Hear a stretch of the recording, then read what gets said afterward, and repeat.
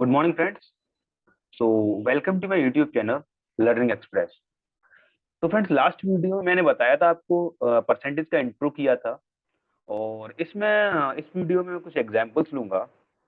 तो पहला एग्जांपल जो मैंने लिया है वो सिंपल है। What ever you will understand, यहाँ से कुछ अच्छा ही मिलेगा आपको। तो लास्ट वीडियो में जो मैंने परसेंटेज का मतलब बताया था, कुछ लोगों को एग्जैक्टली बताऊंगा कि हम क्वेश्चंस में कैसे अप्लाई करेंगे और किस तरह के क्वेश्चंस देखेंगे। अभी स्टार्टिंग से मैं कुछ बेसिक एग्जांपल्स लूंगा, बेसिक क्वेश्चंस लूंगा, और उसके बाद कुछ अच्छे क्वेश्चंस जो अच्छे एग्जाम्स में आए हुए हैं, यूपीएससी में, बैंकिंग्स में, और अच्छे एग्जाम्स में आए हैं, गेट जैसे एग्जाम में। हर जगह क्वेश्चंस में ट्राई करूंगा, परसेंटेज के अच्छे क्वेश्चन डिस्कस करूंगा। ठीक है, तो इस एग्जाम्पल को हम सॉल्व करते हैं। वीडियो पॉज करके आप लोगों में से सभी ने सॉल्व कर लिया होगा। आई एक्सपेक्ट कि आपने वीडियो पॉज की होगी एंड सॉल्व किया होगा, and now I am solving. Okay, तो question is Ram earns 20% more than Shyam, then what will be his income if Shyam has 30,000 per month? Shyam अगर 30,000 पर मंथ कमाता है तो राम की सैलरी क्या होगी अगर वो 20% मोर कमाता है श्याम से। ठीक है, तो मैं श्याम की सैलरी को ऐसे डिनोट करता हूँ, it is as equal to 30,000। Okay, and Ram की जो सैलरी है वो क्या है, श्याम की सैलरी से 20% ज्यादा है।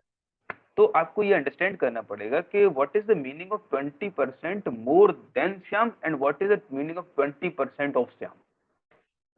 अगर मैंने ये बोला कि राम की सैलरी श्याम की सैलरी से 20% ज्यादा है, and second case, if I am saying Ram की सैलरी श्याम की सैलरी की 20% है, दोनों में फर्क है।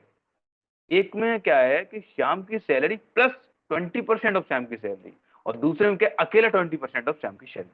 ठीक है, तो यहाँ पे क्या है कि 20% more then, in this case it is 20% more then, this is the point two focus. 20% more then, ये इस चीज को फोकस करना है। इट इज 20% सिंपली, और 20% मोर देन, तो ये मोर देन है। तो यहाँ पे क्या होगा, राम की सैलरी कितनी है, श्याम की सैलरी प्लस 20% ऑफ श्याम की सैलरी, तब हो पाएगा 20% मोर देन श्याम की सैलरी। तो इसे मैं कहूंगा, I will write it Shyam plus 20% का मतलब 20/100 ऑफ श्याम की सैलरी। ओके, तो it will be like Shyam plus, ऐसे लिख सकता हूँ 0.2 मल्टीप्लाई एस, 0.2s। तो अगर इसमें से हम एस को कॉमन लेंगे तो 1 प्लस 0.2, और ये हो जाएगा 1.2 टाइम्स ऑफ श्याम की सैलरी। ओके, तो राम की सैलरी क्या हो जाएगी exactly, salary of Ram will be 1.2 multiplied with 30,000। तो ये आ जाएगा आपको 12 36, और ये हो जाएगा 1 2 3। ओके, तो 36,000। ठीक है, तो यहाँ से हम देख सकते हैं कि जो राम की सैलरी है वो श्याम की सैलरी से 6,000 रुपए ज्यादा आ रही है। ठीक है, अगर हम यहाँ से चाहें कि अगर इसकी हम थोड़ा रिवर्स वे में देखें इसे, जैसे हम रिवर्स वे में अगर इसे देखते हैं तो हमें पता चलेगा कि राम की सैलरी वास्तव में श्याम की सैलरी से 20% ज्यादा भी है। देखो, अगर मैं यहाँ से करूँ कि राम की सैलरी, मतलब रिवर्स कर रहा हूँ, now it is reverse. Reverse का मतलब क्या है, हम उल्टा देखेंगे कि पहले मैंने क्वेश्चन में क्या दिया था कि राम की सैलरी श्याम की सैलरी से 20% ज्यादा है, तो कितनी निकली, 36,000 रुपए। अब जो 36,000 रुपए निकली है, ये अगर सही है तो एग्जैक्टली मुझे पता चलेगा कि ये वास्तव में श्याम की सैलरी से 20% ज्यादा है, जो मैं क्वेश्चन में पहले बोला। अब मैं उस चीज को प्रूव करूंगा। ठीक है, तो रिवर्स अगर मैं देखूंगा तो राम की सैलरी माइनस श्याम की सैलरी, ये क्या है कि राम की सैलरी कितनी ज्यादा है और किस पे, श्याम से। तो नीचे श्याम रहेगा, नीचे राम मत कर देना, नीचे राम कर दोगे 20% लेस हो जाएगा। ये be careful, if I am saying that कि राम की सैलरी श्याम की सैलरी से, श्याम की सैलरी से 20% ज्यादा है, मतलब श्याम की सैलरी को डिनोमिनेटर में रखना पड़ेगा।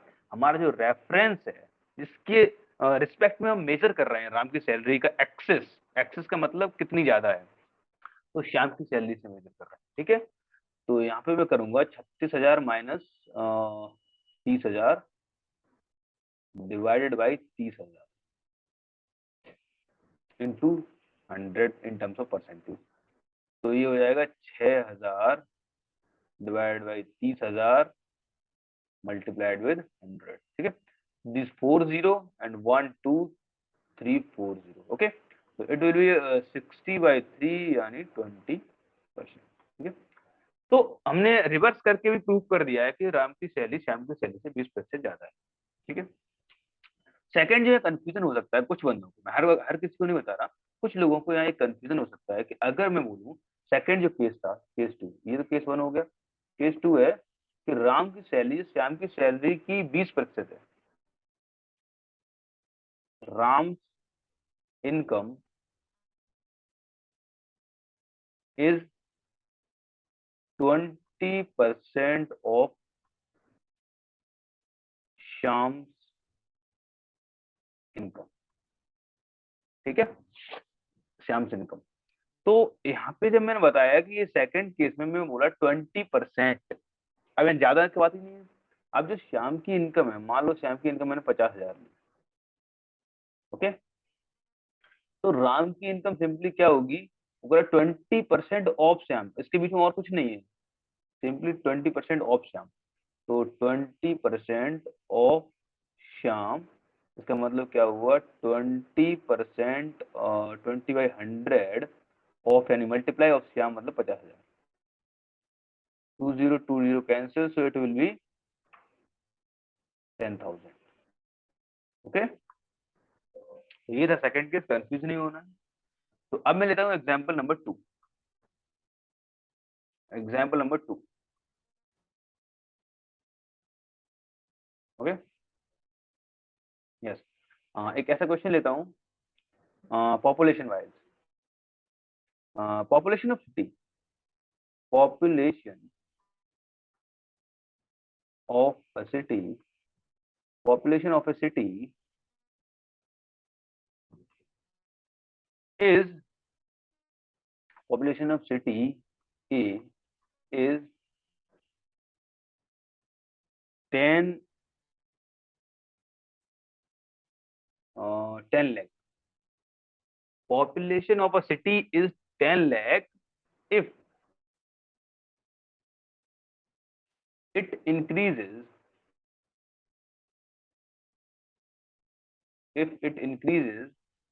by 10% every year, then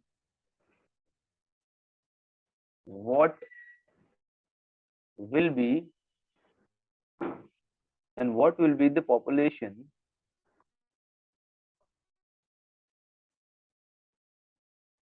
at the end of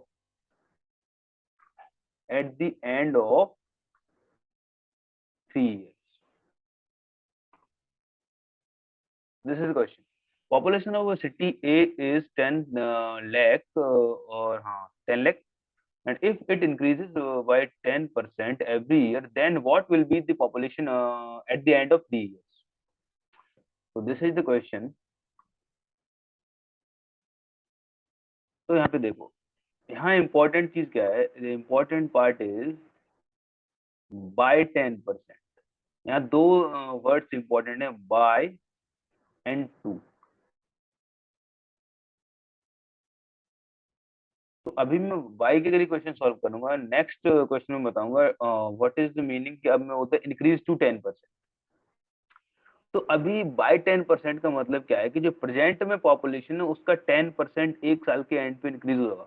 माना प्रेजेंट पॉपुलेशन इज 10 लाख, तो eight the end of first year the population will be increased by 10%। तो eight the end of first year it will be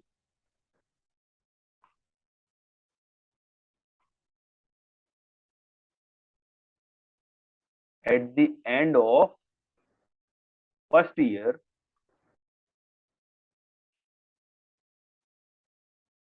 it will be current population, I'm saying it p plus 10% of p increase हो गई, तो it will be p plus 10/100 and 0.1. Now I'm writing it directly, so it will be p take common 1 plus 0.1, so it will be around 1.1 times of p, so it will be 1.1 into 10 lakh, 10, so it will be 11 and 1 2 3 4 5, 1 2 3 4 5, so it is 11 lakh. Okay, it is 11 lakh. Now here this is the population at the starting of second year or at the end of first year. Okay, the point is this population is at end of first year, can say starting of second year. Okay, so at the end of first year and starting of second year is same thing. तो population अगर starting of second year पे 11 था, 11 लाख है, तो फिर at the end of second year क्या होगी? At the end of second year और can say starting of third year, तो population at the end of second year और can say starting of third